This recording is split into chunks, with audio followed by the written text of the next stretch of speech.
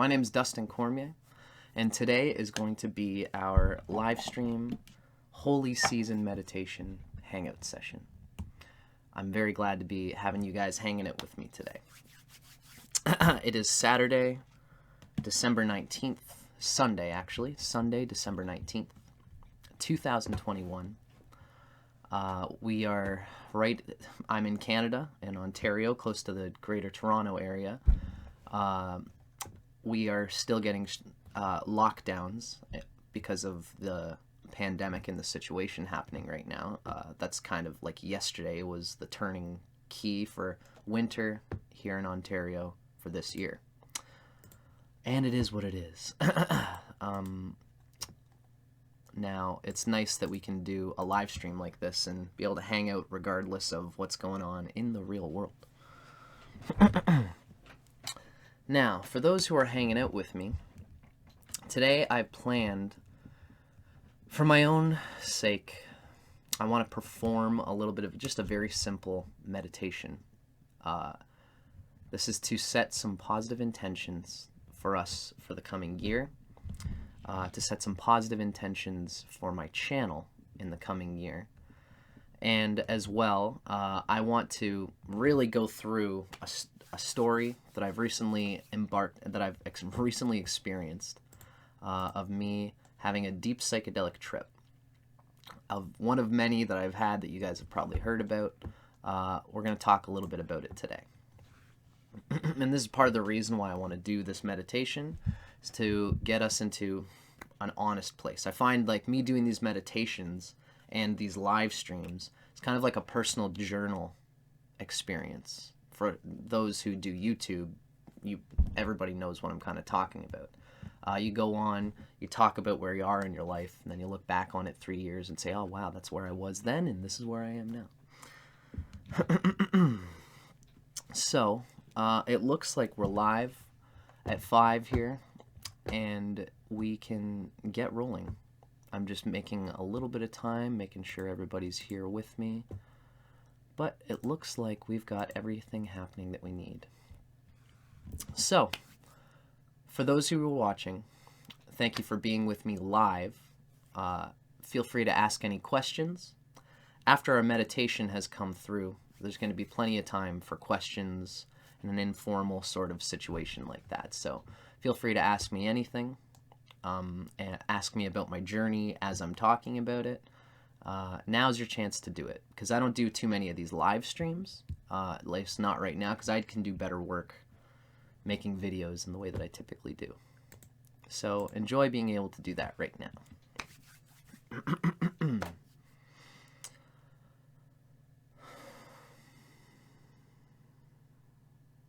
If everybody's quite ready.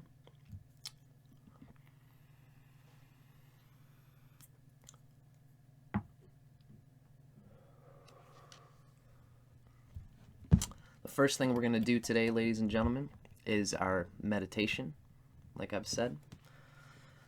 After the meditation, we'll talk a bit about me, about where I'm at and all these things. For now, I want to spend, I'm expecting this to be about 20 minutes or so. So I hope you guys enjoy. I can see I already have one commenter, as my lovely girlfriend Bria. It's so nice to see you, my love. And thank you for hanging out with me, darling. Okay. Our first situation is to do our meditation today, ladies and gentlemen. And then we're going to kind of hang out a little bit more informally. So, for everybody who's watching, as I said, I plan on making this a performance of a meditation. So feel free to make yourselves comfortable. Grab yourself some water. I'm really, as a psychedelic, intuitive, mystical person, part of my intention here is to show people what I do to find the internal sense of peace and equilibrium and center that allows me to reflect accurately on what I'm experiencing in my life at any time. I've really gotten into Kriya Yoga. This is something, Kriya Yoga is the tale of something that I've been chasing ever since I read Autobiography of a Yogi. Yogananda, in that classic book, talks about his particular type of meditation from a philosophical point of view. But there are teachers out there right now who are teaching the developed form of what Yogananda taught. This is Kriya Yoga. My teacher of Kriya Yoga at the present moment is Ryan Kirksack, who is also my teacher of astrology for Howtorockastrology and Asheville Vedic astrology. So what we're running through here is a little bit of a Kriya-oriented meditation. My Kriya Yoga is centered on the consciousness of Kundalini in a lot of ways. I'm a very Divine Mother interested and focused person in my spirituality. And at least in terms of when I do meditations, when I do mystical experiences, I invoke Divine Mother in order that I don't have too much will obstructing what could be a deeper essence inside of myself. So a big part of my consciousness comes from a book by Robert Svedova. It's called Kundalini. And that book gives the philosophical bones of what I experience in Kundalini and my understanding of it. I've already got some more commenters. Hello, Micah Mystery. So happy to see you here with me hanging out. So this is the nature of our first meditation of our meditation that we're going to do today. It is a combination of, hi Brutus, nice to see you, buddy. I've got my comments here on, folks, so when we start meditating, I'm going to be focused, but for now, we're doing the informal hello. Feel free to say hi to me, and I'll say hi back. This is the nature of most of the meditation that I do, is trying to engage with the mind's grasping of what it wants to experience. Somewhere deep inside of all of us, there is an unfettered libidinal pulse that is trying to come through. But as we live in life, as we go through our early childhood, we take on what I call incidental patterns, incidental behavioral patterns. Everybody has to grasp these in order to do anything in life. You know, if you want to ask for anything when you're young, you got to do it in a certain way. You've never done it before. And just like we know with evolution, when a plant accidentally mutates a barb or a thorn, and that thorn protects that plant from a survival point of view, that's how cacti and that's how thorn bushes and things grow these barbs so that animals don't mess with them. It's a protection instinct on the part of the plants. And if it evolutionarily does protect them, it's going to stay, because that's just how evolution works. And the human mind is not much different. We find with our human minds that we grow many barbs that stick to us because they protect us as we're developing. Eventually, for human consciousness, there's a lot of things that we take on that protect us at the time, but don't actually help us going forward because the human mind grows attached to what it has experienced. A meditation like the one that I like to do allows us to focus on the nature of that self, the inherent essence of self, which is seeking to find expression without reflex. It's a reflex in its own way. That's why dealing with the self is such a confounding thing. When you are noticing an attribute about yourself, you have to constantly ask yourself through self-inquiry, is this me, or is this an incidental survival program that I've taken on in order to survive in the way that my unconscious neurogenetic survival complex wants me to? And we're going to see what kind of high flying we can get by engaging with that. So this is the nature of the kind of meditations that I do. And this is kind of what we're going to go through today. We're going to go through a simple body check first. we're going to do a little bit of alternate nostril breathing. We're going to practice a sadhana exercise where we're watching our mind's thoughts go and seeing the seer who's seeing the scene. And we're eventually going to do the Kabbalistic cross. It's a beautiful visualization that comes from the tradition of Western occultism. And I'd like to share it because part of my thing that I like to do is taking all these different cultural understandings of meditation, of visualization, bringing them together so we can see what they're all about. At the very end, we're going to do a little bit of Sushumna breathing and invoking the crystalline light of the self that is in us, that is sourced at the center of the Milky Way galaxy and further beyond. So I hope you guys enjoy. We've been going already for a little bit, so if everybody here is ready to join me and start with me, get your water. And I was going to say, if anybody would like to, for those interested in what I'm doing, I always bring a notebook to this sort of meditation. Because I always get ideas thinking of who I truly am when I invoke in this self-inquiry exercise of meditation. So always have a notebook when you're doing these kinds of meditations, because just like when you're on psychedelics, we have internal visions and thoughts that aren't typically there because we're in a different cerebral headspace in meditation and in the psychedelic experience. Write down what you see when you're in this alternated headspace, whether it's on psychedelics or whether you're doing this meditation, or both, as we will talk about. I often do. Keep a notebook close to you, because you will be unfolding things about yourself in this state of mind that aren't typically there in your usual state of mind. So grab yourself a water bottle. If anyone wants to go to the bathroom, now would be the time to do it. Come right back, and basically, I'm ready to start now if you guys are. So, let's start by taking a nice breath in.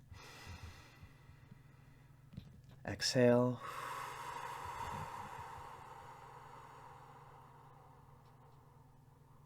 Breathe in.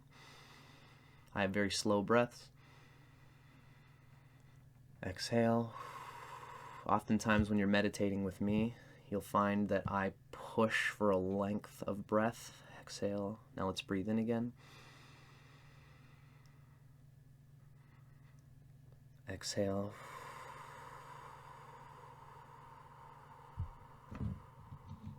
Breathe in. This is the type of pattern and rhythm that I typically take, but whatever's most comfortable for you, you can keep abiding with your breath at that level. Now, wherever you're sitting, whatever you're sitting on, let's roll our shoulders back. Try to straighten our spine. Ground our hips into the chair that we're sitting on. Imagine that there's energy coming from the bottom of our spine, going through the legs of our chair, through the legs of your pillow if you're sitting on the ground.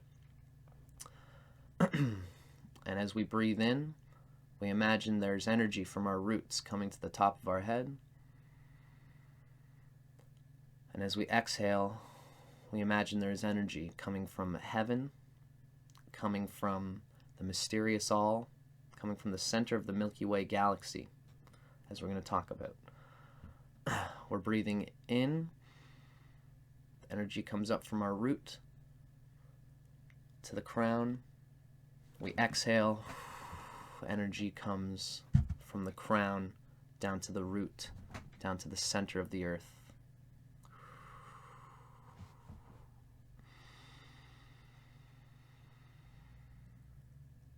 Our first passage in any meditation experience is grasping at the equilibrium of the mind.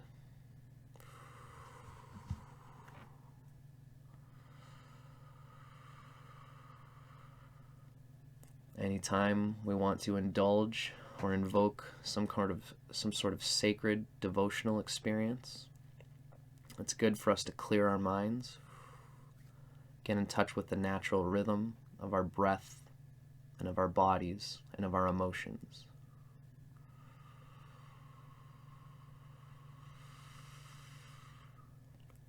We often don't realize that all of us contract subtle neurospinal centers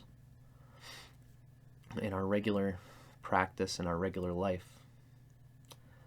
If we embark on a Kundalini experience, invoking energy from our root to our crown and trying to invoke the ancestral energy inside of our neurogenetic Kundalini cord, we have to make sure that we have been practicing some kind of yama, some kind of pranayama, so that the energy that we're invoking comes through a controlled yet loose energy system and a nervous system that has been practicing how to deal with this energy. So let's breathe in, exhale. Often when we begin meditation, we want to ground ourselves into the room that we're in. As you're hearing my voice, you should also be hearing, open to all the sounds in the room. Open to the sound of your furnace, any animals, any other people that's inside of the home that you're in. The sound of your own heartbeat. The sound of your own impulses, the feeling of your body. Visualize the draft or the air in the room touching your skin. Now let's all do a little energization exercise, feeling every part of our body, because our body is an important antenna for the magic of our minds.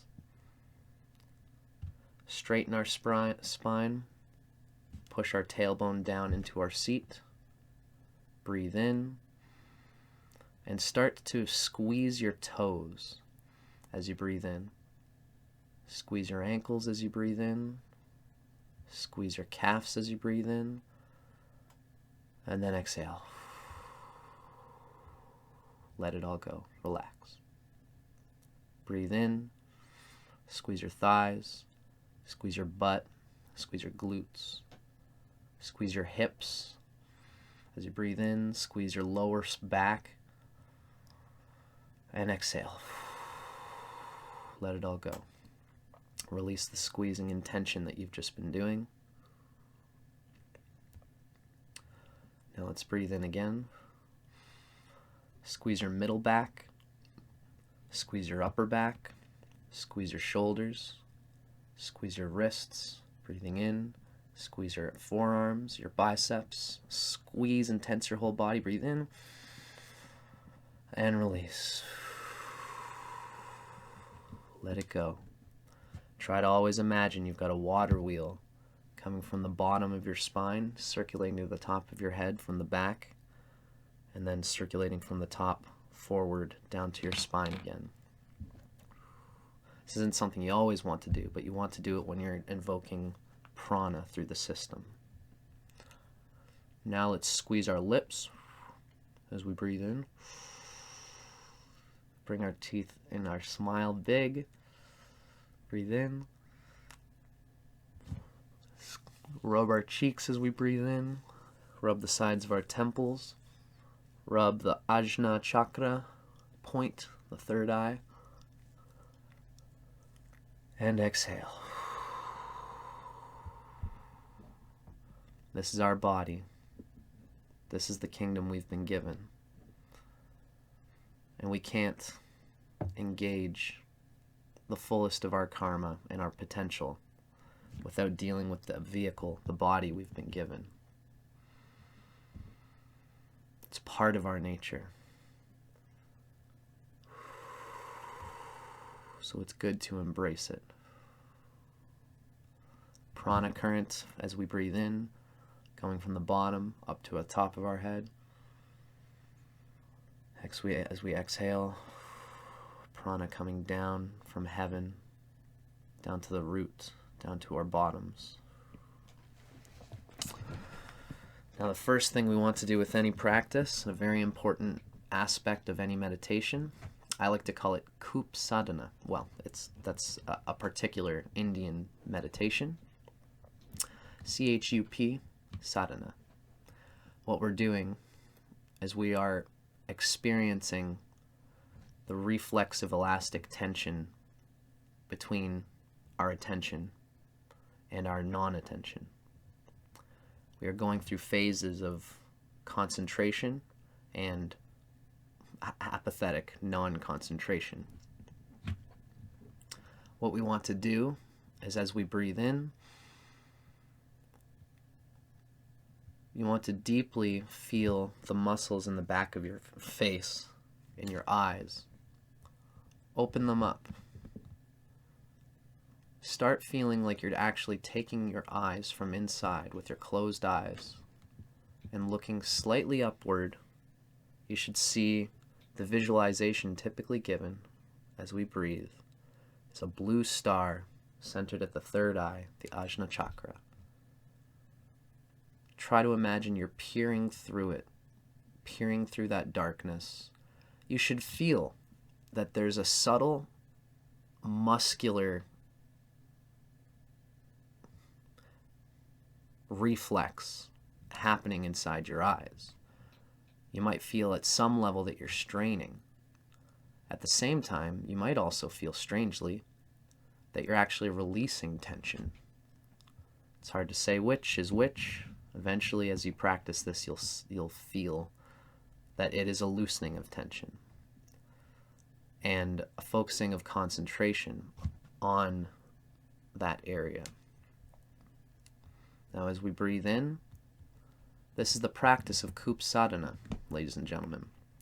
The main idea here, we're releasing the tension in our eyes, looking through that Ajna chakra, concentrating on it, concentrating on the idea of the self. Remember, we were talking about that inner child, the inherent libidinal impulse that has been wanting to express itself freely without limits since before you were born. What is that most inherent natural self in us? And if it's true that we take on incidental behavioral programs from childhood which do not serve the essence of us, how do we discern what thoughts are truly rooted in that libidinal self and which ones are a reflexive reaction to past trauma and to past attachment to joys, ephemeral joys? The only way to gain discernment on the nature of our mind is to observe it objectively. And this is the practice we're embarking on. By taking yourself from the perspective of a transcendental consciousness that's holding and grasping onto nothing, but only going with the flow of the breath, we begin to visualize that our thoughts are like a stream of clouds going across the sky. Let's keep breathing in, grounding our hips into our seat, straightening our back, imagining that the energy is coming from our root to our crown on the inhale, and from the crown to the base at the exhale. See if you can become reflexive about these yogic posture changes. And imagine, again, that you are releasing the tension in your eyes and watching your thoughts stream past you like clouds on the sky. Some of these thoughts are rooted in what you truly are, and some of them are reflexive reactions and behavioral programming that does not serve your bliss. Kup sadhana is a silence meditation, and what's very important to understand about it is that it is not a concentrated, forced silence. Many people think when you practice meditation that the idea is to concentrate on blackness, concentrate on not thinking of anything. And what you'll see there is a deep incidence of Shiva willpower, which is a powerful thing. It's our pure concentration. But in order to use that pure concentration best, it has to be done within the rhythm of the body's nature and the mind's nature. And that mind, the nature of the mind, is what we're looking to get in tune with in order that we can put our willpower to its best effect. Now let's all breathe in, straighten our spines, breathe out, and practice for a moment, watching your mind and your thoughts just spill. Don't control them. See what your mind wants to think. Don't react to anything your mind gives you. If you can sit without evading the bad thoughts and without indulging reflexively into the good thoughts that you think you want to think about, you are preparing your nervous system for the headspace where you have discerned how not to be attached to the reflex. We are encouraging a headspace where if there are any libidinal impulses that you have not seen or cared to look deeply into, you will not unconsciously evade those important thoughts. As well, you will not unconsciously attach to the superficial thoughts that keep you from the deeper libidinal lurking essence of the self. For Kup sadhana, the silence is not wrought through willpower. The silence is attained only through Om, an ancestral key code that represents the self that you are now, the self that you've been, and the self that you are to come at the same incidence. That's why Om actually has 3 phases. Aum. Ah is the libidinal self. U is the ego. And is the past Maya memory. In order to make best use of what we are in time, we have to start concentrating on the idea that we exist beyond time. Therefore, the silence that we practice in Kup sadhana is to try to understand what the self is experiencing itself as beyond the concentration of the mind.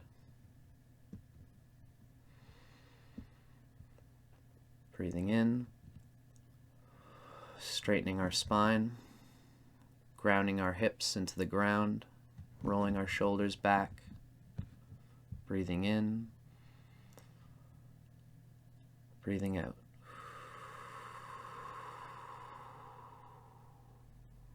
Breathing in,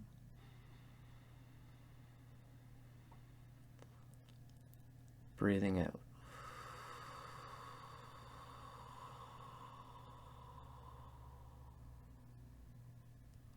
Breathing in.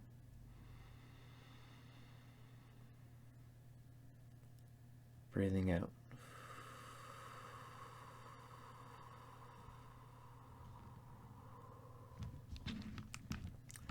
I often imagine myself as somebody holding on to the string of a church bell, and the thing wants to swing, and I have to let it swing. If you've ever been on any kind of rope, you can't just force yourself to stay in the center. You got to give with the rope, and eventually you'll find out how to hold into the true center. And this is what Kup Sadhana is trying to do. Now, Kup Sadhana, with the consciousness involved, is also showing our deepest intention with these self-inquiry practices. Understanding that there's reflex and there is nature. And we have to explore both by engaging with both in order to get into the richer parts of what yoga is for.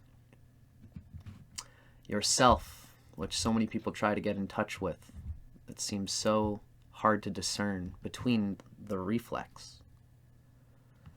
The only way we can experience it is by putting pressure on the reflex and putting pressure on the libidinal essence, understanding them from this place and playing with it, engaging with it.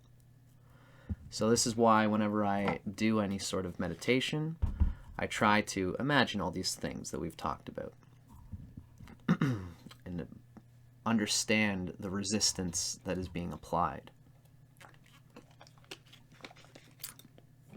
Now, since we have our intention of self-inquiry in the truest sense, now it'll be good for us. I'm going to talk a bit less on this one. I would encourage you guys to join me on this. This is an alternate nostril breathing practice. I'm going to try to do it for 7 or 8 breaths. What we do is we'll do it twice, the second time afterwards. Using your first hand, I'm going to start with my right hand. We breathe in through our right nostril, breathing and imagining that the energy is coming from the bottom of our spine to the crown of our head. Breathing in through our right nostril, hold it at the top. Exhale, switch nostrils to the left. Exhale all the way out. And then breathe in again. Breathing in on the left, the other nostril now.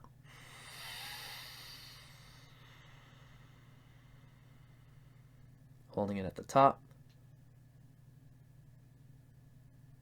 Exhaling with the right nostril. This is a kriya. It's a cleansing practice, and its intention is to literally clear out the channels at a deeply somatic, neurosomatic way. So this is a cleansing practice, folks. Let's go for about 7-8 breaths on your own pace and your own time. I'll tune us in when we've gotten to where we want to be.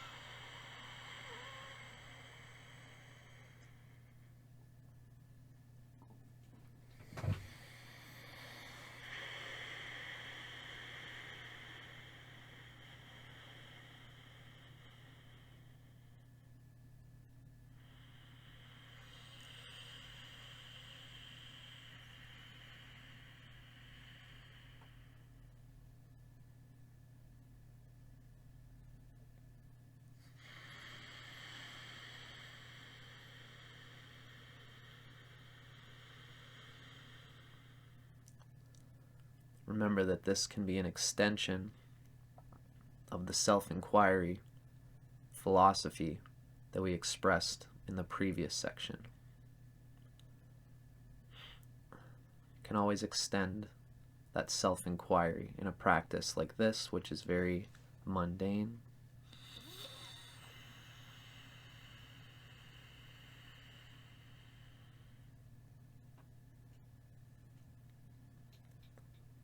The amount of divinity put into any practice depends on your intention.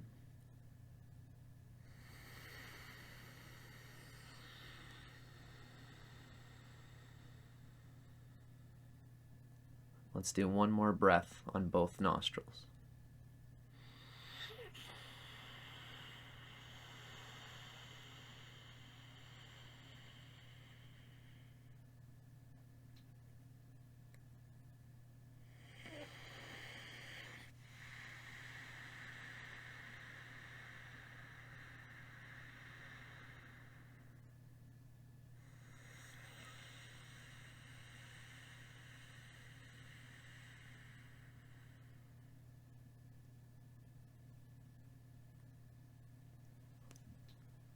On the exhale, let the muscles in your eyes relax. Come back to a regular state of breathing. Trying to keep it in an equilibrium, still nice and deep, still nice and relaxed.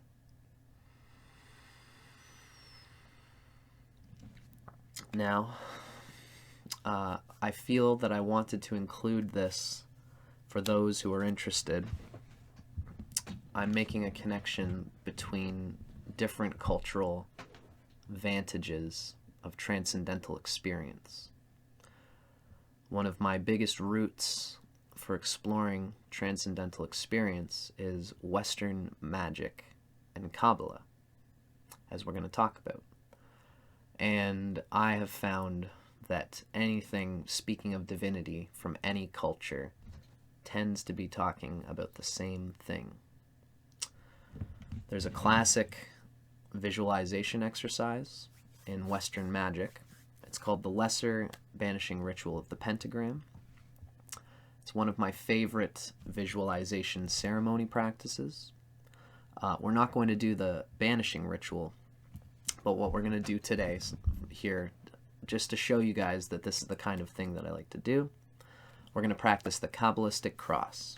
Simple visualization exercise that you want to do typically before you embark on the lesser banishing ritual.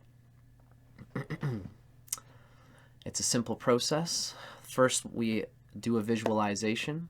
I'm going to get you to visualize that you are seeing yourself like a bird's eye view coming above Earth, and then above your province, then above your country, atmosphere, and then eventually you want to perceive yourself as going even higher still into the center of the Milky Way, and then opening up into beyond the Milky Way, beyond all time, to eventually visualize the Big Bang, knowing that that is our true, deepest root, our libidinal essence. Everything of the universe has conspired to bring us here, and this is what we are acknowledging. Everything down to the beginning of this beginning, which is of course only the juncture of a circle, which is actually infinite. This transcendental consciousness is what we're invoking here. And the Kabbalistic cross is a classic Christic understanding where we say Atum Malkut V'Gebora V'Gedula L'Olam. Amen. This is Kabbalistic language coming from ancient mystical Judaism and Gnosticism. And the idea is that that preceptor, procreative Brahma, the divine light of all time, the incidence of consciousness that put in the force of the Big Bang, which again must have existed in something, or else why did it start? The infinite light of the Father that Western Gnosticism always invokes. We are connecting our deepest libidinal essence to the same force, the same scientific, nameless, blind, energetic force of evolution, which we are enwrapped in. This is what we are invoking into ourselves. And I find that it's the same thing that we do with Kriya and Kundalini yoga, where we're invoking the spinal centers of the chakras. The crown is ultimately all connected to that same force. That's why we say Atum at the top. A resonates with, it basically says thou art. A is thou, as in Yahweh. Atum means thou art. Malkuth means the kingdom, and that's our body that we're experiencing here. V'gebra means the power, our concentration. V'gedjala means glory, and the rewards and fruits that we get from applying concentration. When we do the Kabbalistic cross, we are saying that this is not for me. This is for a process that has been happening since before time began, which means that we have to get our egos out of the way and allow that process to abide unheeded. We are involved with that process because it is the power being expressed is our body on earth. The glory we experience from that is our glory on earth. But Atum, thou art this kingdom, my power and my glory, forever and ever. L'Olam is forever and ever. Amen. This is how the Western Kabbalists tune themselves constantly into a sense of reverential devotion to the process of evolution that is trying to happen through us. Hope you guys are enjoying this. I'm kind of just breaking a lot of this stuff down. So, now that we've done some alternate nostril breathing, let's invoke our respect and our understanding of the perception of ourselves being a cell within this greater unfolding transcendental consciousness of Vishnu, of divinity. So, sitting on your seat, grounding our hips, pointing our tailbone down towards the center of the earth. Roll our shoulders back, straighten our spine. Imagine there's a string pulling the top of our head, the root of our crown, up into our heavenly root. Breathing in, allowing the energy to circulate through the body and the spine.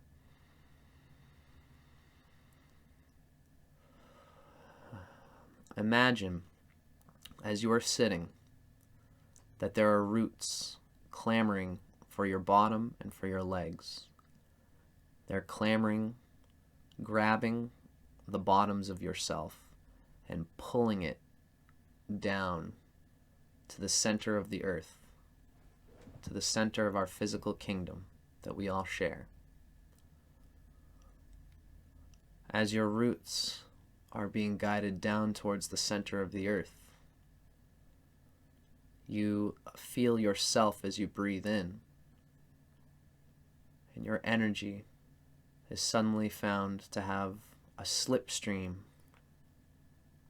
some ancestral connection upwards into the sky, and you imagine yourself coming up your perspective like a bird's eye view, coming up, seeing the top of your head, then seeing the roof of your room, seeing the roof of your house. Coming up higher, you begin to see trees around your house. You begin to see the area around. Your perspective widens and widens as you begin to be a part of the atmosphere. You see and feel the humidity of the water rushing about you on the left and right as the ground and the houses below disappear in clouds. You're floating higher above the atmosphere, all cloud beneath, all cloud above. Eventually you break through the clouds and you see yourself looking down at the atmosphere, growing blue and green, and eventually becoming earth. To the left and right of you are space, and earth is becoming smaller and smaller as you look upward and you see yourself going towards the center of the Milky Way. It's a spiral, and the center of that spiral is a beam of light. As you move forward, your head comes closer and closer until eventually you remember that your seat is on the ground on earth, but you've grown so large that your feet are on the earth and your head is touching the timeless center, the center of a wormhole, the center of a warp point, the center of the Milky Way galaxy. Your head is at the center of the universe, and your body is the center of the universe. As you breathe in, you recognize that you are that light. You are the center of all things, and yet all things are contained in you. You breathe in, and you say in your own internalized mind, lifting our hands, looking at our hands above us, that light is all. Atum, thou art. Malkut, the kingdom. V'gebara, the power. V'gedjala, the glory. L'olam, amen. While we're here, I'm going to do this in English so that we can permeate the understanding of what's being expressed. Fold our hands together, keep our spine straight. Our seat is on earth. Our head has reached to the center of the Milky Way galaxy, the center of all time and energy. We are that light, and yet we behold it objectively. Thou art the kingdom, the power, and the glory forever and ever. Amen.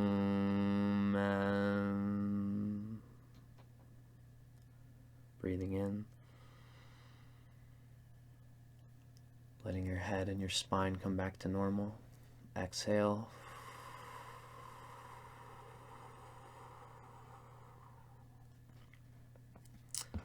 Coming back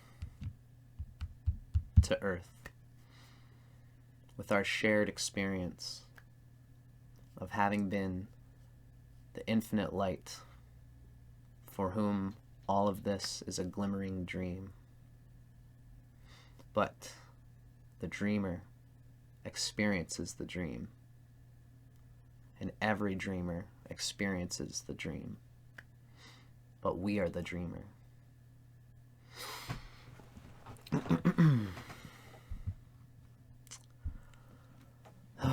That was a wonderful exercise, ladies and gentlemen.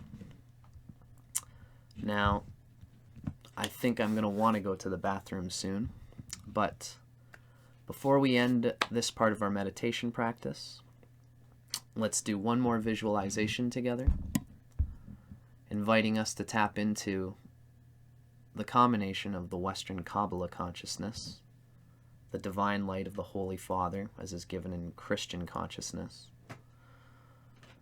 combining it with our understanding that just as a seed is not the tree, but yet it is, the Son is not the Father, but yet it is. We are not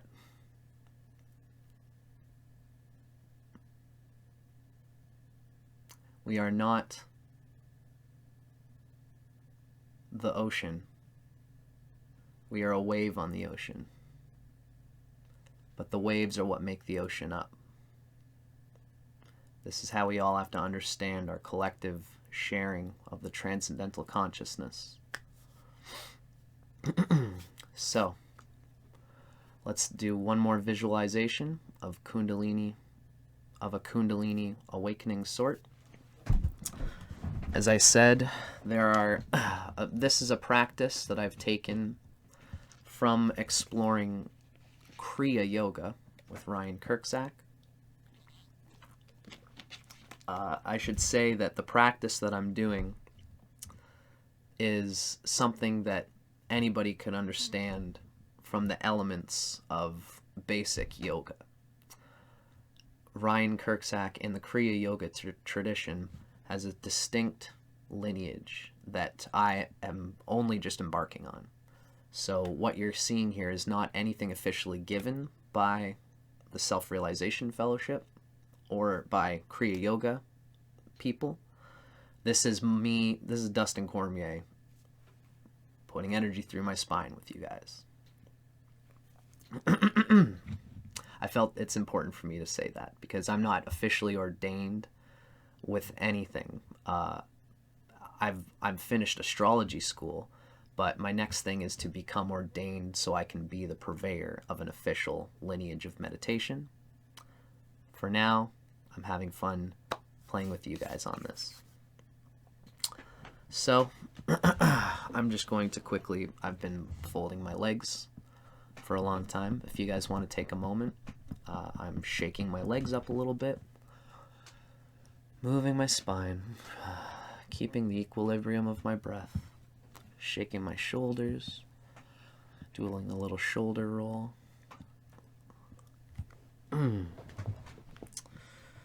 Now, for this type of meditation, I'm actually going to experiment here, and I'm not, excuse me, I'm not going to sit with my legs crossed. I'm just going to sit with them straight, because with this type of meditation, it's supposed to be cerebral and neurospinal cerebral.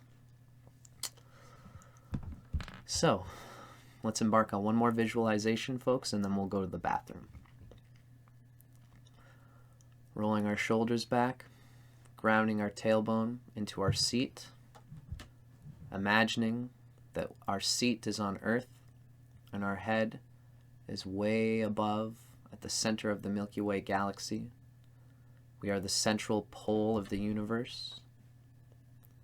And as we are sitting, we roll our shoulders back, we straighten our spine,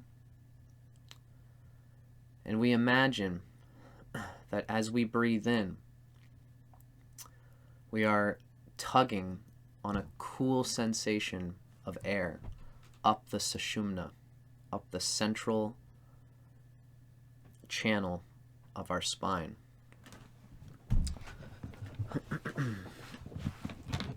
Actually, I'm going to cross my legs. We're breathing, we're keeping our normal breath.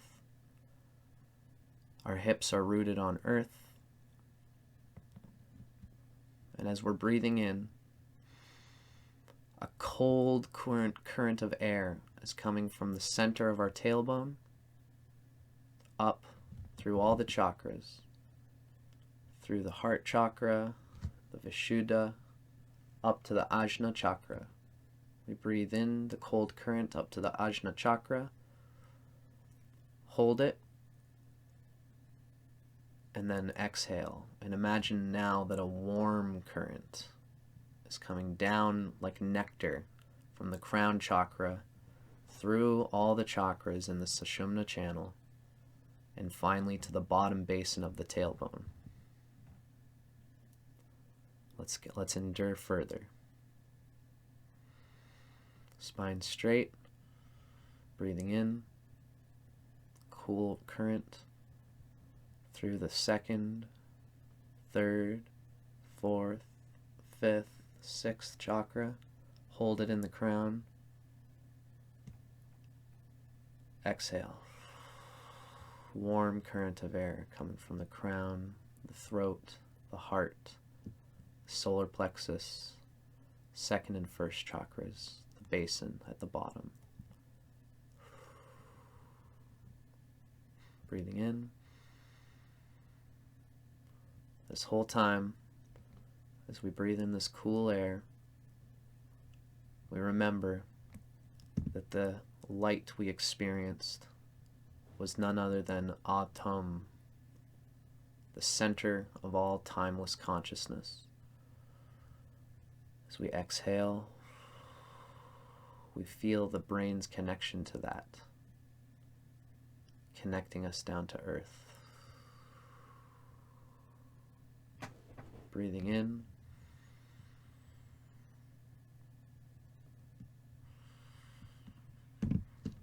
Breathing out.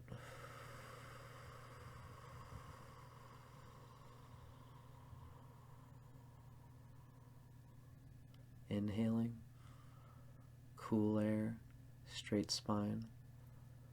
Third chakra, fourth chakra, fifth chakra, sixth chakra.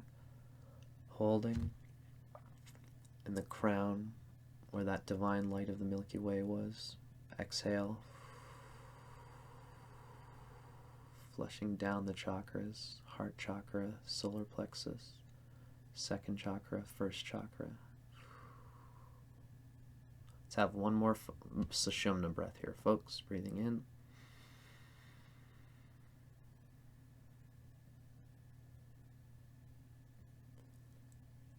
Breathing in, holding at the top, giving thanks for the pattern. Thanks that there is a way in and a way out of existence. Exhale.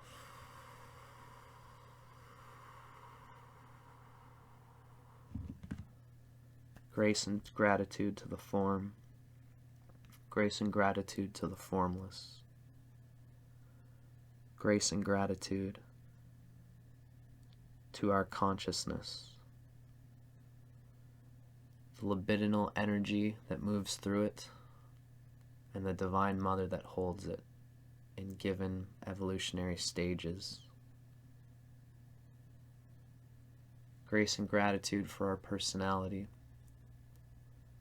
Grace and gratitude for Saturn, for Shani, for those obstructions given by Ganesha to make the personality a sum which is greater than its egotistical parts. To finish off, folks, one final visualization of the Kabbalistic cross. Breathing in, our seats are on earth. The crown chakra, the energy lifts to the top, and we see ourselves in that crown chakra. We see the meaning and purpose of all things, the dreamer of the dream, infinite power. We breathe it in, we exhale, feel ourselves on earth, channeling that infinite power, not being it, but channeling it. We breathe in, Atum, Malkut, V'gebara, V'gedula, Leolam, Amen.